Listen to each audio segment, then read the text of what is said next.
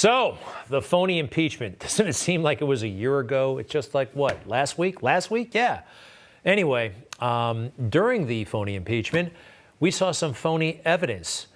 Jennifer Lawrence. You've heard of Jennifer Lawrence, not the actress. I'm talking about the conservative activist. She is a huge Trump supporter. Hi, Jennifer. Welcome to Newsmax. How are you? Good. How are you? Terrific. You made a cameo appearance, so to speak, during the impeachment when they lied about you and lied about and manipulated your social media profile. I'll talk details in a moment. But first, what is it about Donald Trump that you like so much? You really went all out for him. Yeah, there's so much I like about President Trump, and I have a personal connection to him. I'm a graduate of New York Military Academy, the same school that President Trump graduated from. And ever since then, I mean, when I walked into the halls of that school and saw President Trump on the admissions video, I know that and being a New Yorker, I mean, like, we all have known President Trump. What he's done for New York was unbelievable. That's very interesting. I didn't know that. There's that military academy. It's just north of West Point, kind of in the country outside of New York City. You know why Donald Trump was sent there, don't you?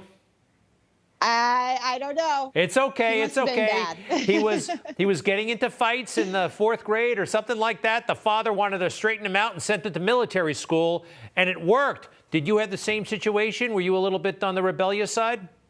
A bit. I mean, growing up in New York, I had a lot of liberal teachers and stuff, and they knew I was conservative. So they would constantly choose me to answer class answers and then, attack me for being conservative. So going to a school like New York Military Academy was an unbelievable opportunity. It has affected me my whole life. And I can even see how today Donald Trump is affected by the lessons he learned at New York Military Academy. And I'm so blessed to be able to have gone to that school. That's very interesting. Very cool. All right. So you're watching the impeachment like the rest of us are or aren't. Let's face it. Some of it was boring. And they are throwing up some tweets trying to show that the president was, inciting the mob, which we know is not true. But I want to put this up. It's the president retweeted you, or it looks like that. Tell us a little bit about what we're looking at and what was done to your tweets and your profile. Yeah, so I was on the March for Trump bus tour. We were traveling all around the country.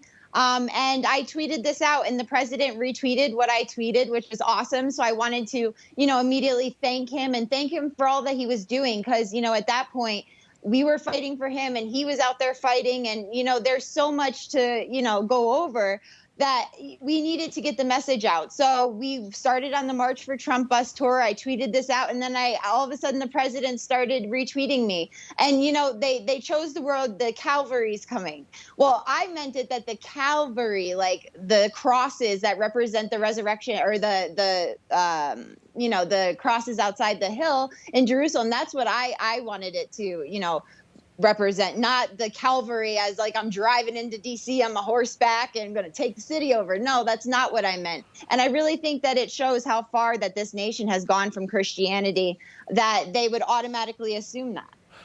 Interesting. You spelled it correctly, I believe. I would have thought cavalry, even though I grew up Christian and I am a Christian, I was momentarily confused.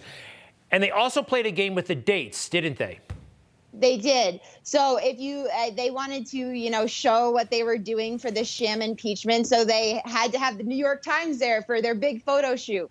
Except if you zoom in on the New York Times photo, it actually shows them on a conference call with 3 different squares at the top showing, different people on the call. And they're going over the tweet at the bottom, and the date is changed, and another big part of it is that they inserted the blue check mark because they wanted to seem like I was an influencer on Twitter, and that Donald Trump, or President Donald Trump, was using me to call the Calvary into D.C. to support, their arguments. And it's just absolutely disgusting that our elected representatives in D.C. would do this to a private citizen, and we need to hold them accountable.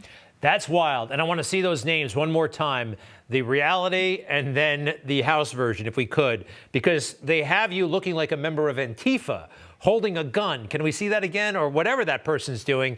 And the reality is, look at that beautiful picture of you, and you're not verified. And wow, they really try to cook the books, didn't they? And there it is in black and white. Hey, but that must have been pretty wild, because the defense team for Donald Trump called it out and highlighted it and talked about you during the middle of that impeachment. Yeah, and rightfully so. I mean, Representative Eric Swalwell, if this was a regular court and justice was to be served, it would be impeachable of what he did. And we cannot let him get away with this. We have to hold him accountable. And, going back to, poor Rush Limbaugh, rest in peace, Rush, but he was one of the first people to hold people accountable, hold politicians accountable. And we need to do that. We need to hold them accountable for what they did on this impeachment floor and how they doctored evidence. You cannot doctor evidence. People go to prison over that. We have to try to hold them accountable, but and I know that someone will hold them accountable. Know what I mean? I'm going to. You are. All right, you are. Well, what do you have in mind? Don't say anything yet. We'll have to continue this conversation. Thank you very much, Jennifer Lawrence. Follow her on Twitter. Nice profile picture, not that militant nonsense the House wanted you to believe. We'll be right back.